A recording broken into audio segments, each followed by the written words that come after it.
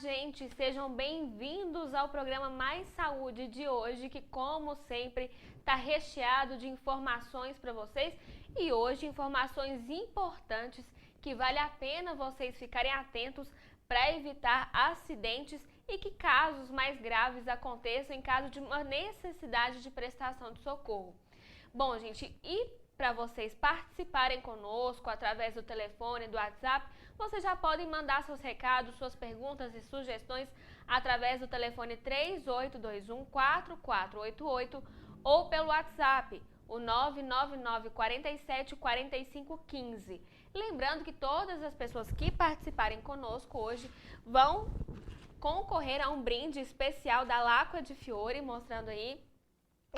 Lembrando que todos os brindes, gente, são retirados na loja mesmo. Vocês vão concorrer a esse brinde, todas as pessoas que ligarem, participarem, mandando perguntas e sugestões aqui para nós.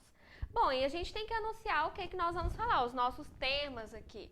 Bom, então, para começar, nós vamos receber o Dr. Ferdinando Donizete dos Reis. Ele que é coordenador geral do SAMU e vai falar quais são os casos que o SAMU atende, como você pode realizar em casa os primeiros socorros até a chegada de uma equipe do SAMU. E na segunda parte do nosso programa, nós vamos receber aqui o Dr. Lúcio Flávio Fonseca. Semana passada foi comemorado o Dia Mundial do Câncer e a gente sabe que é uma doença muito grave, que acomete várias pessoas, mas algumas situações podem ser feitas para prevenir ou fazer o diagnóstico mais precoce dessa doença para que o tratamento seja mais eficaz. Bom, para a gente começar então, boa noite, doutor Ferdinando, seja bem-vindo aqui ao nosso programa.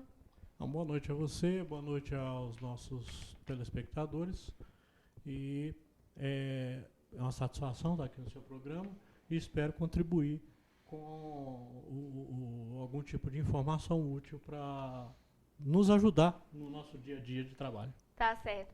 O senhor é médico de formação, também com essa formação em urgência e emergência, só me contando que tem muitos anos já atuando nessa área. Esse ano eu tenho a satisfação de completar 31 anos de estrada, né? 31 anos de batalha e 31 anos de urgência e emergência. Já passamos por tantas histórias nessa vida que parece que o SAMU veio para coroar o trabalho da gente como socorrista. Aqui em Patos de Minas, o senhor ajudou a fundar o SAMU na cidade? Nós contribuímos com a experiência de rádio, experiência de posicionamento de viatura, experiência, enfim, de urgência e emergência, que o SAMU estava começando, ninguém sabia direito como é que era essa coisa, e começou assim de forma muito rápida. E então a gente tem o prazer de dizer que contribuímos sim com a formação do SAMU, contribuímos na época com o Comitê de Urgência e Emergência do município, né, que está voltando agora, vai ser reativado. Então nós contribuímos sim com o funcionamento, com o início, com o pontapé inicial do SAMU. Para o pessoal de casa entender, muitas pessoas não sabem como que funciona o serviço do SAMU na cidade. O que vocês fazem no dia a dia? Qual que é o trabalho do SAMU? Bom, primeiramente eu diria a você que nós temos um efetivo pequeno para o município. Nós temos 3 viaturas, 2 de suporte básico, que é o que dá o atendimento mais corriqueiro, mais comum de urgência e emergência, e temos uma unidade, uma UTI móvel, que é a unidade de suporte avançado, que é uma viatura que a gente preserva ela para casos mais graves, como foi o capotamento do caminhão hoje na rodovia. Né? Nós não podemos mandar uma UTI móvel para um caso simples, um entorse, uma queda de moto, onde a pessoa está verbalizando e está respirando. Nós não podemos mandar uma UTI móvel porque, de repente, eu preciso dela para uma situação mais grave. Não é? Então, na verdade, o SAMU funciona, o solicitante, ao acionar 192, ele vai ser qualificado, né? Às vezes, é claro que diante de uma urgência familiar, as pessoas entram em apavoramento, isso é normal. Nós temos que tentar combater isso a todo custo, porque o apavoramento faz as vítimas sofrerem mais, a mortalidade aumentar, mas é difícil, né?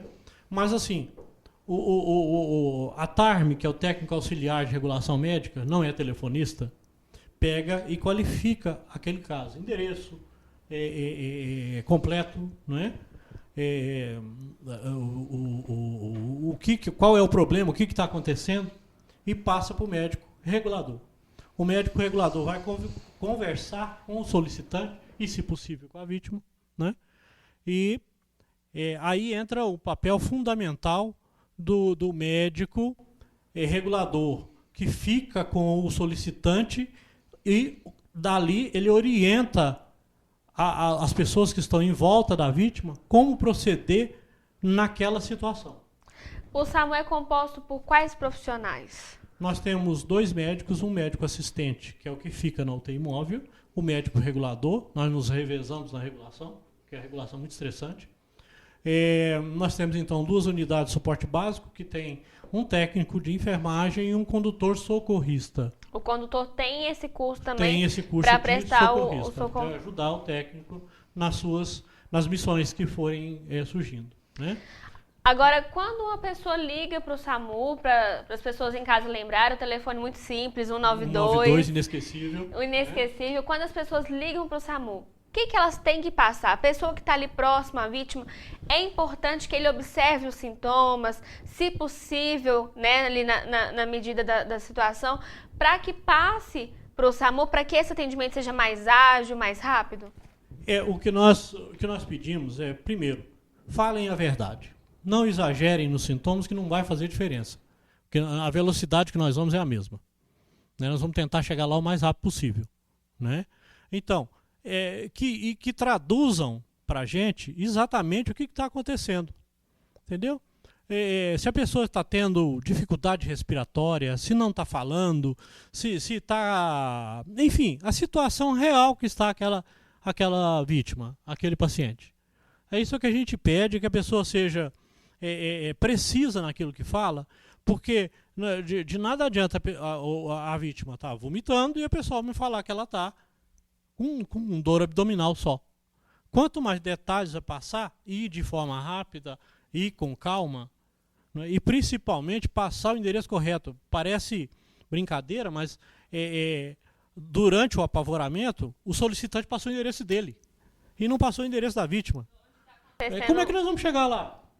Não é? Não tem jeito. Então, esses detalhes da qualificação do cenário é muito importante. Alguns até acham exagerado. Qual que é o endereço, qual que é o número, qual que é o bairro, qual que é o ponto de referência. Mas isso são maneiras, são técnicas que a gente extrai para que a gente possa chegar mais rápido ao local. Do momento da ligação até atender ali esse primeiro atendimento pelo telefone, até chegar ao local, quanto tempo em média gasta esse atendimento? Bom, o nosso tempo de resposta é o seguinte: nós temos 1 minuto para deixar a base. Tocou a sirene, nós temos uma sirene. Tocou a sirene, nós temos 1 minuto para deixar a base. Daí, nosso tempo de resposta é em torno de 8 a 9 minutos. Muito rápido. É muito rápido. Inclusive, até nós colocamos a nossa própria vida em risco. Porque nós vamos aí, na BR, por exemplo, nós vamos a 140, 160 km por hora. Não é? Porque tem uma vida que está se esvaindo. Hoje, por exemplo, teve uma condutora da moto que faz o socorro do SAMU que sofreu um acidente. Ela se acidentou, ela estava fazendo um trabalho de batedor, ela foi até o local do acidente para participar, né, como socorrista que é. E na volta, nós pedimos a ela que nos ajudasse a abrir caminho. Nessa tentativa, ela se acidentou, feriu a mão, entendeu? Por quê? Porque, infelizmente, tem o trânsito, nem todos tem o cuidado tem muita gente que se apavora quando ouve a sirene, entendeu? Na verdade, a gente, quando ouve uma sirene, a gente não sabe, muitas das vezes, de onde ela está vindo. Então, para e espera, analisa a situação, não é? Para poder avançar no trânsito. Doutor, por que a gente resolveu trazer o senhor aqui hoje? Entre todos esses assuntos que a gente está falando que é muito importante, teve um caso há poucos dias, na semana passada, de um bebê de 19 dias que supostamente teria morrido por engasgamento com leite materno. Isso ainda está sendo pesquisado pela Polícia Civil, que é a polícia que faz a investigação, investigado na realidade, mas a primeira informação que chegou à população é que supostamente uma criança de 19 dias teria morrido engasgada ali com leite materno. E a gente sabe que tem algumas medidas que as pessoas podem realizar em casa até a chegada do socorro. É importante as pessoas saberem essas medidas, o que fazer em determinada situação, como, por exemplo, um caso de engasgamento de uma criança? Com certeza. O primeiro atendimento é o que salva a vida. Entendeu? Então, o primeiro atendimento geralmente é do familiar. Ou de algum amigo, ou de um solicitante, uma pessoa, um transeunte que está passando ali na rua. O primeiro atendimento dele é que vai salvar essa vida. Até que chega a unidade mais especializada. Né?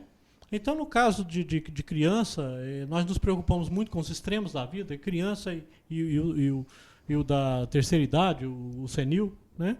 Então, criança engasgada geralmente é um problema. Existem técnicas para você desengasgar o neném, a gente passa isso por telefone.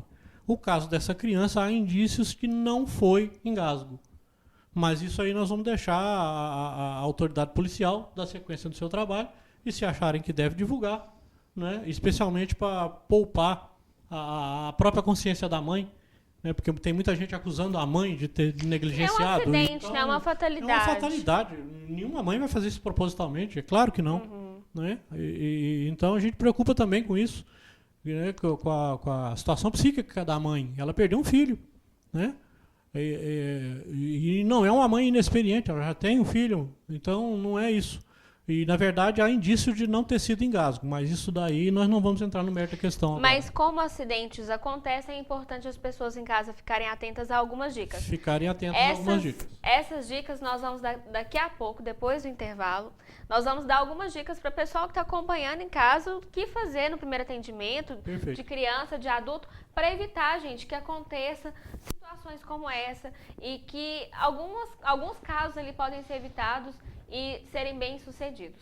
Nós vamos para um rápido intervalo e voltamos daqui a pouco com essas dicas para vocês. Lembrando que vocês podem mandar perguntas, participar conosco através do telefone e também do WhatsApp. É daqui a pouco.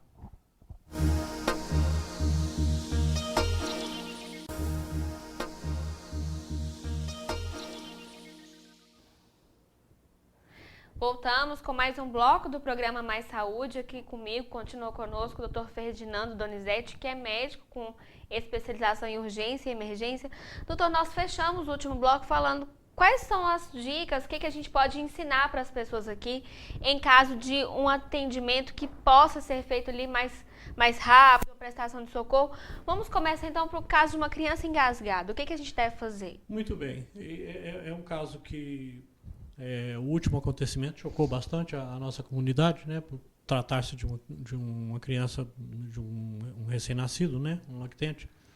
Então, o que a gente orienta é que, no caso de uma criança dessa idade, que se coloque a criança no braço, o socorrista com a palma da mão virada para cima, você coloca a criança como se fosse a cavalo no seu braço, entendeu? E com a mão em concha, aí você vai fazer dar um tapa, né? Com uma força moderada, obviamente. Tira o desespero de lado. Porque senão você vai com o tapa, você vai esmurrar a criança, não é isso. Então, nós vamos fazer com essa mão em concha batendo, a intenção é fazer o corpo estranho vibrar e sair. Entendeu? É um pouco mais complicado quando o engasgo é por líquidos. Porque o líquido, quando engasga, ele passa, vai lá para o pulmão, aí já começa a complicação. Né?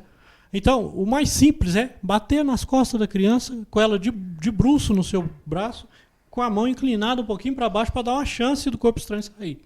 Enquanto estiver realizando esse procedimento, vai ligando para o SAMU também para ele chegar e fica na linha com o médico regulador, que ele vai passando orientações. Nós já desengasgamos criança por telefone, já revertemos parada cardíaca por telefone, orientando o solicitante. Por isso é importante a calma, porque enquanto você está ali recebendo o atendimento pelo telefone, o SAMU, o procedimento a ser realizado, você mantém a calma e vai fazendo esse Exatamente. Xingar o pessoal do SAMU não vai desengasgar ninguém. Entendeu? Não vai reverter parada cardíaca de ninguém. né? Agora, no caso de um engasgamento, por exemplo, de um adulto, teve recentemente aqui também na nossa região, um adulto que faleceu com um pedaço de carne, porque estava engasgado ali com um pedaço de carne. O que faz no caso de um adulto? No adulto que você possa colocá-lo de pé, essa manobra é fácil de fazê-la com o paciente em pé, talvez com a ajuda de mais pessoas, chama manobra de Heimlich, onde você com a mão, dessa maneira, você coloca no estômago e a outra mão por cima. Aí você faz um movimento com as duas mãos para dentro e para cima, de modo que você vai utilizar o ar do pulmão para tentar expulsar esse corpo estranho. Isso acontece muito e é interessante que nos Estados Unidos todo restaurante é obrigado a colocar a manobra de Heimlich pregada na parede, para que alguém possa fazer essa manobra e desengasgar o adulto. O adulto é mais fácil, não é? Agora, há casos que o corpo estranho vai aquém da traqueia, vai a nível de brônquio. Aí a gente precisaria de um broncoscópio de urgência. Isso é um pouco mais complicado aqui em Paços de Minas.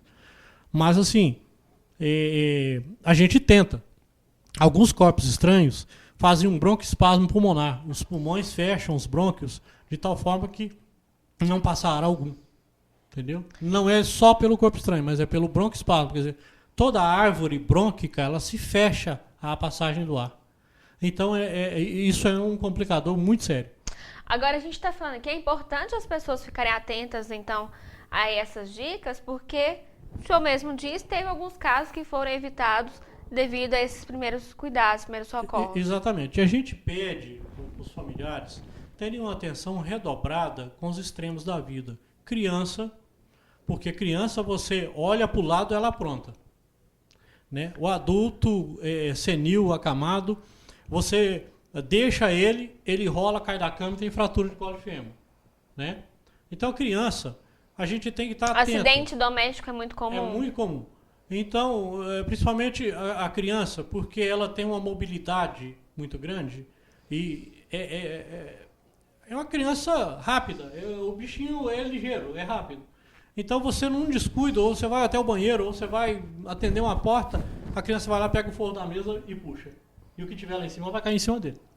Tem uma faca lá, é um perigo fatal. Exatamente. Ou vai no fogão, tá com fome, pega a panela que está fervendo e puxa para cima de você mesmo, dele mesmo. Né? Essas tomadas elétricas, tem um protetor que a gente coloca anti-dedo de menino. Entendeu? As portas, tem um artefato que coloca que impede que a porta vá bater na mão da criança. Até mesmo produtos químicos, né, que ficam ali ao alcance da criança. Exatamente. Nós já tivemos casos de criança que ingeriu um produto químico que estava numa garrafa, a criança pensou que era água. Estava abaixo, estava fácil. Foi lá, pegou e virou. Entendeu? É um risco. É um risco muito grande. Então nós temos que tomar cuidado, porque nós temos ali um ser que está conhecendo o mundo. Então para ele tudo é novidade, tudo e muitas das vezes quer imitar o adulto. Vê o adulto bebendo na garrafa e quer beber na garrafa também. Então se ele bebeu, achou que era água, então aquilo ali é água também, vai e bebe. E aí está feita a complicação. Agora, essas orientações que a gente dá aqui também vão além. Vão para o trânsito da cidade, que o senhor estava falando que as principais chamadas, as principais ocorrências registradas pelo SAMU são em relação a acidentes. E pela experiência que o senhor tem, quais são as causas do acidente? É a velha história, não é? É imperícia e imprudência. Entendeu? Infelizmente, nós atendemos aí de 2 a 3 motoqueiros que vão para o chão todo santo dia. O dia que não cai um motoqueiro, a gente pensa assim, o que aconteceu na cidade? Entendeu? Que não caiu ninguém. Né? Ninguém abalroou, ninguém bateu, ninguém bateu em caçamba, em poste. E, infelizmente, também a associação do álcool com acidentes, principalmente de sexta-feira à noite até segunda de manhã, é uma coisa assustadora. Parece que não existe lei de trânsito, porque o pessoal não obedece. Né? E pela maior quantidade de motocicleta que tem na cidade, muito maior do que de carro, então também o número de acidentes de moto é muito maior. Né? E ainda imagine que o acidente de carro ele já tem a sua gravidade. E imagina o cidadão num veículo de 2 rodas, em alta velocidade. Sem proteção, praticamente? Sem proteção alguma, é um pedestre em alta velocidade. Ainda alcoolizado. Quer dizer, está pedindo para morrer. Tá certo. Agora, doutor, quais são as principais... A gente falou aqui, então, das principais chamadas, mas tem alguns casos também que vocês não atendem. Vamos deixar claro para as pessoas aqui, para diferenciar o serviço realizado pelo SAMU, serviço realizado pelo Corpo de Bombeiros, e até mesmo essa questão de quando for ligar, o que pode acontecer ali durante essa ligação. Então, como eu disse antes, nós temos 3 viaturas. Infelizmente, nós não temos condição de colocar uma viatura na porta de cada cidadão. Antes pudéssemos, né? Evitaria um monte de coisa. Mas nós só temos 3 viaturas. 2 viaturas básicas e uma viatura que é o T-Imóvel, que a gente tem que preservar ela o máximo possível. Então, tem casos que o SAMU não vai, não é? Porque num joguinho de futebol de final de semana há um entorse no pé, não adianta chamar o SAMU que nós não podemos ir. Porque enquanto estivermos atendendo um entorse no pé, alguém pode morrer infartado. Entendeu? Então nós pedimos à população que nos ajude, porque nós somos muito poucos. E não precisa estender muito com relação à situação que está o país, e como consequência o SAMU também tem seus problemas, né? São viaturas já desgastadas, que não tem a ver com a reposição delas, não depende da prefeitura, depende do Ministério da Saúde, não é? Então, a situação que está o país hoje, a falta de recursos vai atingir o município, sem dúvida nenhuma, né? Qual município hoje que não está com problema financeiro? Não é? Por uma razão ou outra. Então, o SAMU também tem seus problemas. Nós tínhamos que ter mais viaturas aqui? Tínhamos, mas depende do Ministério da Saúde. Não temos. Então, o que nós temos que fazer? Um filtro. Não é toda a ligação que o SAMU vai atender. Vocês têm uma classificação do que é mais urgente? Exatamente, nós temos um protocolo para seguir. Tá, não adianta nos xingarmos, não adianta chamar a polícia, não adianta, que nós vamos continuar seguindo o protocolo. Porque se nós não seguirmos o protocolo, aí sim, nós vamos correr risco de um processo, de uma penalidade qualquer. Agora, em relação aos trotes, ainda é grande o número de pessoas que passam trotes aqui na cidade e que pode tirar uma viatura, uma equipe que poderia estar fazendo um salvamento, um socorro de alguém que realmente precisa, para atender ali uma brincadeira de uma pessoa? Exatamente, ainda temos um número significativo de trotes. E o que mais assusta é trote feito por adultos. Nós temos muitos trotes de crianças que o pai entrega o celular para a criança brincar. E tem aquele número de emergência que você aperta e a criança fica apertando aquilo ali. Aí a gente atende, daí a pouco ela aperta de novo. E pode estar ocupando uma linha e está ocupando a linha de urgência e emergência. Tá certo. Doutor, para a gente encerrar o nosso bate-papo aqui por hoje, a gente espera contar com a sua presença aqui mais vezes, para dar essas dicas mesmo pro pessoal de casa. Vamos deixar uma dica geral, uma orientação geral, para salvar vidas mesmo, esse cuidado que deve ter e, quando precisar, poder contar com o SAMU também. Muito bem. De uma maneira geral, a gente pede para a população que nos solicita, que nos pede socorro, que fique atento às orientações que são passadas pelo médico regulador. Que fique atento e que tente manter a calma o máximo possível, porque essa calma é que vai ajudar a nós, reguladores, a darmos instruções. De nada adianta a gente tentar dar instrução para uma pessoa que está gritando, que está xingando, isso não resolve, não adianta. Então nós precisamos ter calma e escutar aquilo que está sendo dito, né? E ajudem o SAMU na medida em que não acionem o SAMU para pequenos detalhes, para pequenas coisas. Entendeu? Não adianta tentar chamar o SAMU para passar na frente na fila da UPA, que nós não vamos permitir isso.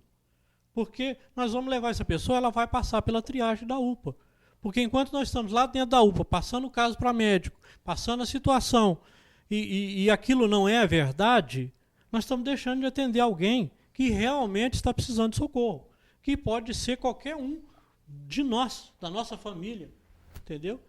Outro dia reclamaram que a viatura estava parada no sinal vermelho, de repente ligou a sirene e saiu feito doido. Ora, aquilo não foi feito, não foi porque o sinal estava fechado, não. É porque houve uma solicitação de urgência e emergência pelo rádio. E aí eu pergunto, aquela pessoa que reclamou, se fosse o filho, o pai, a mãe dessa pessoa, ela gostaria que a viatura esperasse o sinal abrir, fosse a 20 km por hora, fizesse todos os pares. Entendeu? Será que a pessoa ia gostar disso? Ou ia querer que a viatura chegasse o mais rápido possível? Pode salvar uma vida. Claro. E entender que as viaturas vão por via terrestre, não vão por via aérea. Então nós temos um trânsito pela frente. Imagine agora. O trânsito aqui de Passos está complicado. Complicado. Né? Imagine agora no rancho, na hora do rancho. O pessoal está saindo do trabalho, entendeu? Nós temos uma Major Gotti quase que impossível de passar, né? E nós temos que passar, né? Então nós vamos gastar um tempo para isso. É claro que quem está com o seu ente querido ali, com a vida se esvaindo, acha que 1 minuto é 1 hora. Isso é normal. Mas nós jamais vamos gastar mais que 10, 12 minutos. Nós saímos da Marabá, lá de frente à UPA antiga, da UPA velha. Você imagina quanto tempo nós vamos gastar para chegar lá no Planalto, do outro lado da cidade. Então há de se ter uma compreensão dessa situação. E eu repito, nós vamos por via terrestre. Nossas viaturas não tem turbina. Tá certo, doutor. Ok? Muito obrigada pela sua participação aqui conosco hoje. E sempre que tiver algum assunto que vale a pena a gente falar aqui, que for relevante para o pessoal, estamos aqui te aguardando para vir falar e esse espaço está aberto justamente para essas orientações. Muito bem, nós do SAMU que agradecemos a oportunidade de estar aqui e a oportunidade que vocês estão dando, vocês da NDV estão dando para a gente expor como é que o SAMU funciona. Claro, tivemos muito pouco tempo pela própria logística de vocês, mas nós estamos à disposição de vocês para que possamos ter a chance de explicar certos detalhes, certas coisas que salvam vidas, amenizam o sofrimento, entendeu? E que a população possa entender como é que o SAMU age. Tá certo, então. Ok? Obrigada, boa noite.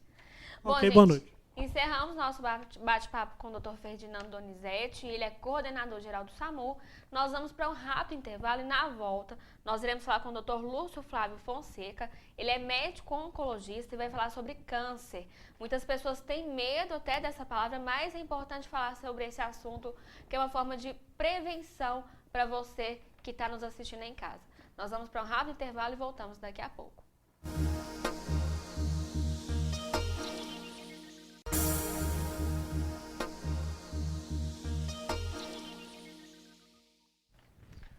Voltamos com mais um bloco do programa Mais Saúde. Daqui a pouquinho eu vou conversar com o médico oncologista, Dr. Flávio, mas antes, a Flávia é quem vai trazer o recado do Colchão Oriental J2000. É com você, Flávia. Boa noite a você, telespectador do programa Mais Saúde. Eu queria falar hoje para vocês sobre a hérnia de disco. Gente, a hérnia de disco, ela é muito mais comum do que a gente imagina. Ela pode acontecer no pescoço, pode acontecer na região lombar, onde é mais comum, e ela causa muita dor. E ela é causada justamente pelas más posturas que a gente adquire no dia a dia, carregando um peso de forma inadequada, dormindo num colchão que não é adequado. Então, quando a gente tem uma hérnia de disco, é isso aqui que acontece na nossa coluna. Esse aqui é um disco inflamado que saiu. Então, a hérnia, justamente quando ela sai para fora dos discos intervertebrais, das vértebras, desculpa.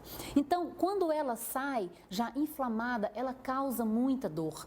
O colchão oriental J2000, ele tem uma propriedade de um anti-inflamatório que é natural. Então, ele vai ajudar você a diminuir essa dor. Diminuindo a inflamação, consequentemente, você tem diminuição da dor também. Além disso, ele vai alinhar a sua coluna. Quando você deita nesse colchão, você sente que a sua postura está mais alinhada. Então, ajuda a reduzir as dores, melhorar a sua postura. E aí, com isso, você vai ter uma melhora também da sua hérnia de disco. Não é legal? Gente, ligue para o 0800 943 2000 para você conhecer um pouco mais sobre os benefícios do colchão oriental J2000 e saber qual que é o tipo mais apropriado para você. Eu tenho certeza que um dos tipos de colchão oriental J2000 vai ser o mais adequado para você. E tem promoção, viu? Você adquirindo o colchão oriental J2000, você ganha uma linda cama box. Obrigada, Flávia. Semana que vem ela volta trazendo mais recadinhos para nós. Bom, aqui comigo então o Dr. Lúcio Flávio, médico oncologista. E doutora, a gente escolheu esse assunto para ser debatido hoje, porque na semana passada, dia 8 de abril, foi comemorado o Dia Mundial do Câncer. Isso é uma iniciativa da Organização Mundial de Saúde justamente para levantar nessa data entrevistas, promoções, até mesmo como forma de alerta para as pessoas. O que é o câncer? Para as pessoas entenderem, porque muita gente tem medo de ouvir essa palavra, não gosta nem de ouvir. Para as pessoas entenderem o que é o câncer. Sim, boa noite a todos, né? O câncer assim, é uma desordem natural, né, que acontece ao longo da nossa vida nas células, né, que é o nosso principal componente, né? Então, em um determinado momento, no decorrer da vida, por exposição a alguns agentes, né, ou mesmo por uma questão genética, essas células, esse material genético dessas células sofre uma alteração, que se chama de mutação, e essa célula, de alguma forma, ela perde o controle natural. Ela começa a se multiplicar indefinidamente e começa a ocupar o espaço das outras células, das células normais, né? Então, esse aglomerado celular vai crescendo, vai formando um nódulo, uma massa, e daí decorre, né, os sintomas de todo esse processo, né? E o consumo da energia da pessoa também, né? O emagrecimento, a alteração do apetite. Então, uma desordem natural que acontece nas células e há uma falha, né, do nosso mecanismo de defesa em identificar essa alteração, e essa célula começa a se multiplicar de uma forma desordenada. Isso pode ser em qualquer região do corpo? Sim, em qualquer região do corpo. É claro que existem, né, os casos mais comuns, né, mas em todo órgão e em qualquer ser vivo. No homem, por exemplo, qual que é o tipo de câncer mais comum? Sim. De maneira geral, tanto para o homem quanto para a mulher, o tipo mais comum é o de pele, né? Mais de 80% dos casos de câncer são de pele. Então, eles assim, nem entram na estatística em si, né? E são tratamentos mais simples. Mas no homem, o mais comum é a próstata, né? A estimativa para esse ano é em torno de 62 mil casos de câncer de próstata, né? E em seguida a gente vai ter os cânceres de pulmão, né? Traqueia, bronco e pulmão, seguindo dos cânceres de intestino, os cânceres cólon-retal. E no caso das mulheres? Nas mulheres, o principal é o mama, né, uma estimativa em torno de 57, 58 mil casos para esse ano de 2016 em todo o Brasil, seguido do câncer de colo de útero, né, do câncer cólon-retal, eles praticamente têm a mesma incidência, né, o cólon-retal e o de útero, e em seguida vem o câncer de estômago. Então vamos começar pelos homens. Muitas pessoas, muitos homens ainda têm preconceito com o tipo de exame realizado para diagnosticar o câncer de próstata, mas essa prevenção é muito importante porque é uma doença que pode ser fatal. Sim, mas esse preconceito está diminuindo. Tá. Eu acho que quem está nos ouvindo, né, e ainda tem esse preconceito está um pouco por fora. Isso já está diminuindo bastante. E é importante o homem entender que como para a mulher hoje já se tornou normal, por volta da adolescência, tá fazendo os exames preventivos, indo no ginecologista, para o homem isso vai se tornar normal também. Né? No caso da prevenção do câncer de próstata. Claro que não vai ser na mesma faixa etária da mulher. Né? Normalmente no homem, essa prevenção começa em torno dos 50 anos de idade. Existe alguns casos especiais com histórico familiar, enfim. Mas o homem tem que entender que isso hoje é regra, né? Isso é normal, né? E isso está acontecendo. Os homens estão se conscientizando e eu acho que a gente funciona muito empurrados pelas mulheres. Então, os que não se conscientizaram, as mulheres se conscientizaram e cobram deles, né, que venham fazer a prevenção. No caso desse tipo de exame, que é o que mais recorrente, o que mais mata nos homens, ele serve somente para o diagnóstico ou para prevenção também? Para prevenção também. Mas fazendo uma diferenciação, ele não é o que mais mata, ele é o mais comum, mais prevalente, mas assim, o índice de morte por conta de câncer de próstata é baixíssimo, né? A cura dele é altíssima, os recursos de tratamento são inúmeros, né?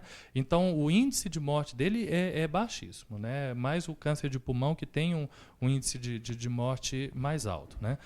Mas ele é preventivo também, porque muitas vezes o paciente, né, fazendo tendo esse acompanhamento com o médico, né, ele vai evitar, né, lesões, enfim, mais avançadas, né?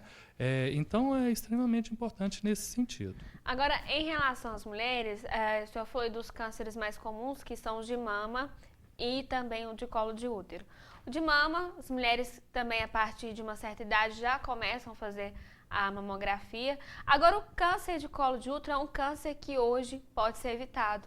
E que tá aí, gente, as vacinas, né, para o HPV, o câncer de colo de útero, e muitas vezes as mães, as crianças, das adolescentes ali não fazem adesão dessa campanha. A gente aqui no Brasil é um público-alvo, né, que recebe a vacina, mas tá aí, quem tiver interesse pode fazer a vacinação nos centros particulares e vale a pena, né, doutor? É uma prevenção muito grande. É importantíssimo, acho que isso é algo que veio para mudar né, assim, a nossa história ao longo do tempo.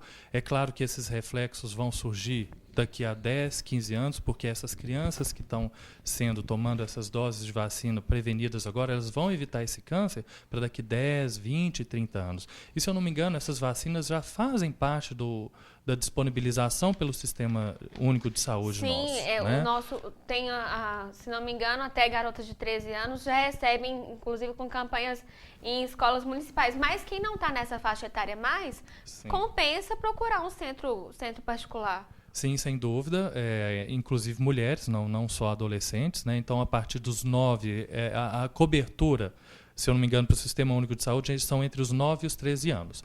Passou dessa idade, aí realmente pelo sistema particular. Mas também mulheres, independente da idade, né? 20 anos, 25 anos, podem fazer o uso dessa medida de prevenção que realmente assim muda a história. E é claro que esse é um pilar, é um dos pontos, né? A gente não pode esquecer do sexo seguro, né? Da questão do número de parceiros, da higiene, né? Da visita ao médico, né? Para fazer os preventivos, né? O chamado Papa Nicolau. Então a gente não pode esquecer, não é tomar a vacina que a gente está imune, não. A vacina é mais uma ferramenta, né? Que surgiu para nos ajudar, para nos auxiliar. Agora, teve uma época que se fez muita campanha em relação ao câncer de mama, do autoexame, da mulher se tocar, se sentir. Isso realmente continua sendo importante ou tem outros mecanismos mais avançados hoje para fazer um diagnóstico de um nódulo que pode ser maligno? O autoexame da mama, né, quer dizer, a própria pessoa se examinar, isso já foi um pouco mais controverso há alguns anos. Por quê? Muitas vezes a mulher ela não é treinada para se examinar. A população em geral não recebe um treino, como os especialistas, seja enfermeira, seja um médico, recebe um treinamento para fazer esse exame. Então, muitas vezes, estava diminuindo o número de diagnósticos. As pessoas se autoexaminavam, não conseguiam identificar uma alteração que poderia haver e, por conta disso, achavam que estava normal e não procuravam assistência médica ou achavam que não deveria realizar a prevenção com a mamografia, né? Então, houve um certo desestímulo por um período com esse autoexame, mas ele é extremamente importante na medida que ele é trabalhado junto com a consulta médica. Exatamente. O autoexame, de forma alguma, deve ser utilizado como a única forma de prevenção, não. Então, anualmente, tem que sim, né, ir no ginecologista ou no mastologista, de acordo com a faixa etária, vai estar realizando mamografia, né, os exames mais facilmente e que tenha melhor acurácia para identificar uma possível alteração na mama, que pode ser uma possível lesão maligna. Tá certo, doutor. Nós vamos para um rápido intervalo. Na volta, nós vamos dar dicas e saber também quais são os fatores de risco para o câncer, como prevenir e também as formas de tratamento. E a gente vai dar uma passadinha também, falar sobre a pílula do câncer, né? Algumas pessoas aí têm essa esperança, tomara que realmente funcione, mas ainda está em estudo e nós vamos voltar daqui a pouco falando a respeito disso. Lembrando que todas as pessoas que têm alguma dúvida, alguma pergunta, quer participar aqui conosco, pode ligar no telefone 3821-4488 ou participar pelo WhatsApp, o 999474515.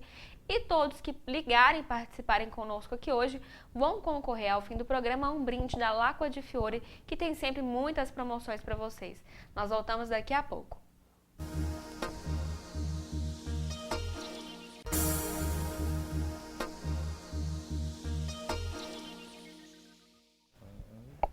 Voltamos com o nosso último bloco do programa Mais Saúde de hoje.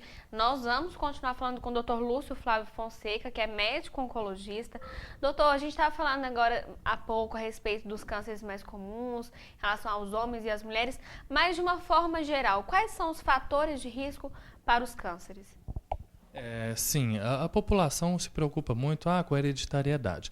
A minoria dos cânceres são hereditários, né? Só em torno de 5 a 10% está relacionada à hereditariedade, quer dizer, que passa de uma carga genética dos pais para o filho. A grande maioria é o meio ambiente. Então, a grande maioria dos fatores são evitáveis, né? Dos riscos que a gente tem, eles podem ser evitados. E o principal, sem sombra de dúvida ainda, é o cigarro, é o tabagismo, né? O tabagismo é responsável por um grande número, né, dos casos de câncer de pulmão, de boca, de laringe, de esôfago, né? Então, essa é uma das medidas principais a se evitar. A questão da radiação, da exposição solar, né, desde a infância, evitar essa exposição solar no período aí das 10 da manhã às 16 horas, né? Então esse também é um fator importante, sem dúvida. A questão da alimentação, da atividade física, do sedentarismo. Então todos esses são fatores, né, que eles impactam muito na prevenção do câncer, né? A questão ocupacional, quem trabalha com muito pó de madeira, quem trabalha em indústria, né, de agrotóxico, ou quem trabalha com agrotóxico, indústria que produz tinta, né? Então, essa questão do fator ocupacional, onde você está trabalhando, também né, assim, é uma forma de se evitar, né, usando os aparelhos, né, para proteção. Né, os equipamentos de proteção individual.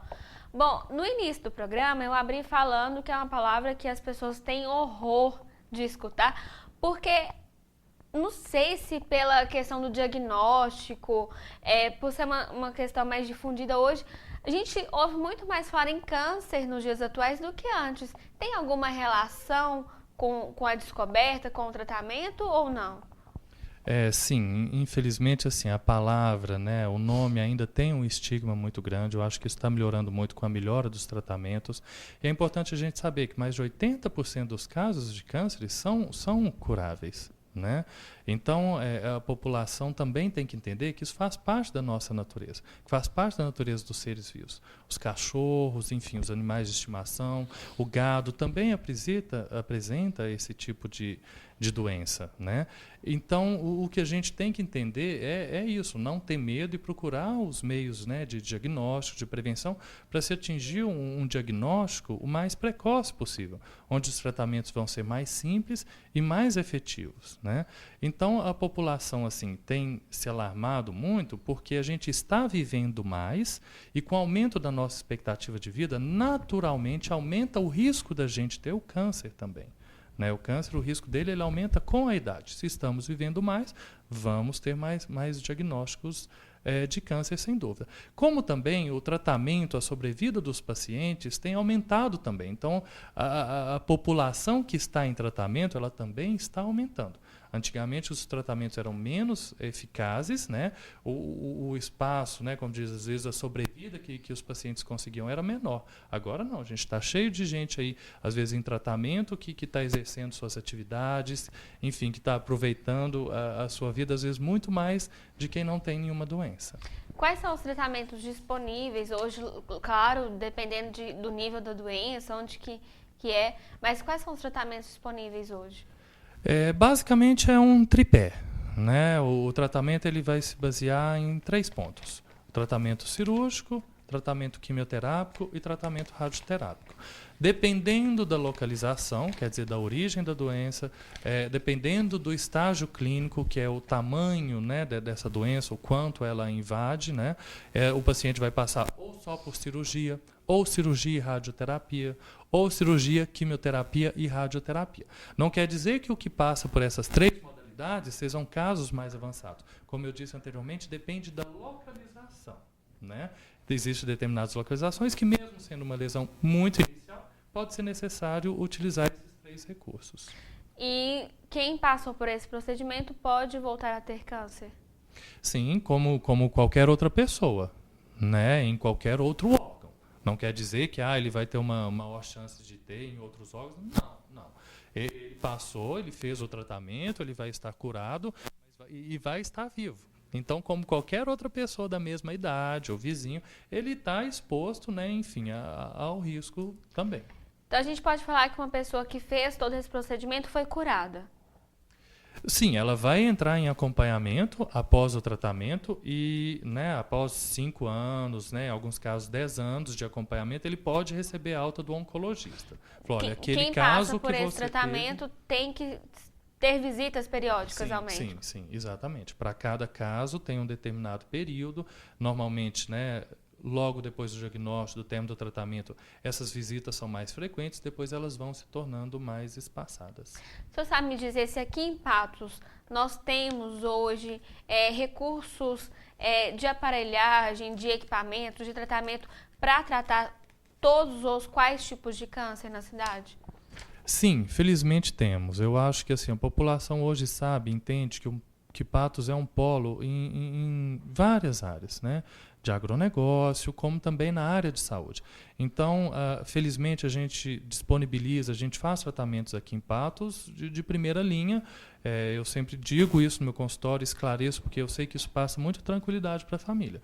O recurso que a gente vai disponibilizar aqui vai ser o mesmo da Europa, dos Estados Unidos, enfim, né? Então, a questão de aparelhagem, radioterapia, né? Então, hoje, Patos, né, já tem toda essa estrutura. É claro que em determinadas áreas pode faltar algum profissional, um cirurgião torácico para operar um pulmão, né? Então, infelizmente, um ou outro profissional de determinada área, infelizmente, a gente ainda não tem. Mas, de maneira geral, Patos é um polo extremamente consolidado, né? E acho que hoje dispõe de recursos de primeira linha. Tá certo. Agora, a gente está falando de tratamento, gente. Pessoas, quando estão nessa situação, uma doença muito grave, elas costumam se esbarrar e grudar, vamos dizer assim, qualquer possibilidade de cura. Muitas pessoas tendem para o lado religioso. E tem uma pesquisa da USP, desenvolvida pela USP, o pesquisador Gilberto Orivaldo estudou durante mais de 20 anos vamos dizer assim, uma substância, a gente pode chamar de substância, fosfoetanolamina, palavra complicada. Fosfoetanolamina sintética. Isso. E a parte dessa substância foi desenvolvida a chamada pílula do câncer. Tem estudos ainda, uma coisa que está em estudos, mas tem alguma esperança nisso aí? Sim, eu acho que assim, a esperança deve haver, né? Mas a gente tem que usar os meios científicos para isso. Senão a gente volta para a idade da pedra. Né? Ou então eu mesmo resolvo que essa substância fez bem para mim, fez bem para minha mãe e vou passar a comercializar ou distribuir, ou distribuir essa substância. Não é assim que as coisas funcionam. Né? E o Brasil está vivendo essa questão agora dessa pílula, né? Da fosfoetanolamina, talvez agora com uma intensidade maior por conta dos meios de comunicação, a internet, o WhatsApp hoje, né? Isso se multiplica de uma forma muito mais rápida, mas isso sempre existiu. De 2 em 2 anos, de 3 em 3 anos, a moda da vez, é uma garrafada tal, é a planta tal, e isso não é só do nosso país, não é só de países subdesenvolvidos. Nos Estados Unidos também isso é muito comum e, né, sempre, anualmente, sempre sai substâncias, enfim, que supostamente teriam a cura do câncer ou tratariam o câncer acima, né, com efeitos mais benéficos do que os que já existem.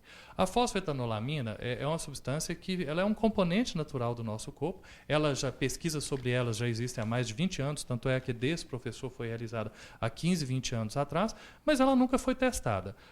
Não sabemos o motivo, provavelmente desacordos que o próprio professor teve, já que instituições sérias de São Paulo já o procuraram, isso há 15 anos atrás, para que fossem testados, mas enfim, não aconteceu. E agora, por todo esse apelo, essa comoção, está acontecendo os testes científicos com essa substância. Inclusive, uma reportagem divulgada no último mês, isso também virou uma discussão política de aprovação, liberação ou não, mas, infelizmente, pesquisas realizadas no último mês apontam que ela não seria tão eficaz como se esperava, né?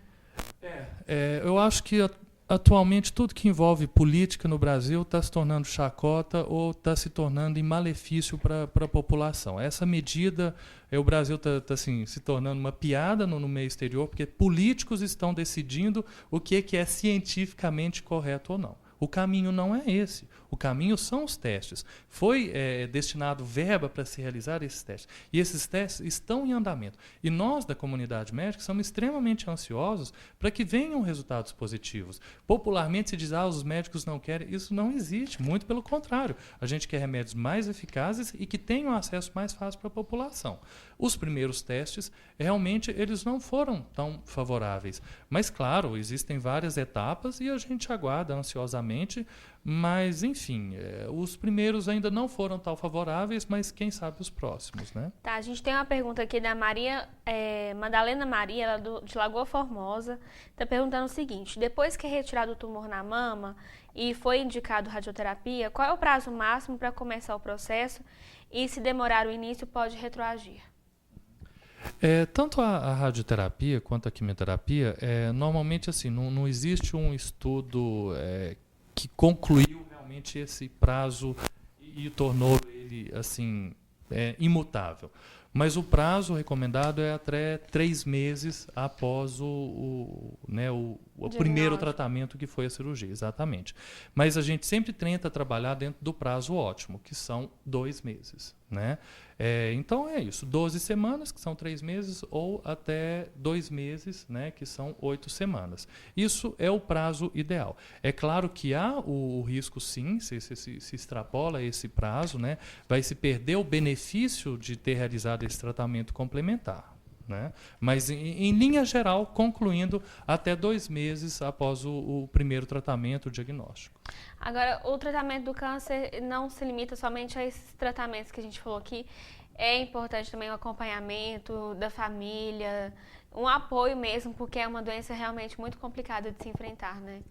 Claro, acho que a forma de como se recebe o diagnóstico e como se atravessa a fase de tratamento, ela é muito importante, como em qualquer outra situação. Às vezes a gente foca simplesmente naquilo, no câncer, mas, né, você esquece do exemplo das outras coisas. Se no trabalho também você está desanimado, acha que não acredita nas suas ações, o seu trabalho não vai bem. A mesma coisa é o tratamento. Se você não está, né, como se diz, focado, otimista com o tratamento, se você está pensando o contrário, que seu tratamento não vai dar certo, não vai bem, isso de alguma forma vai repercutir. A gente não sabe a forma, mas a gente entende que a questão do desânimo, a falta de crença, a falta de fé, de esperança, vai repercutir de alguma forma, seja tendo mais complicações, enfim. Tá certo, doutor.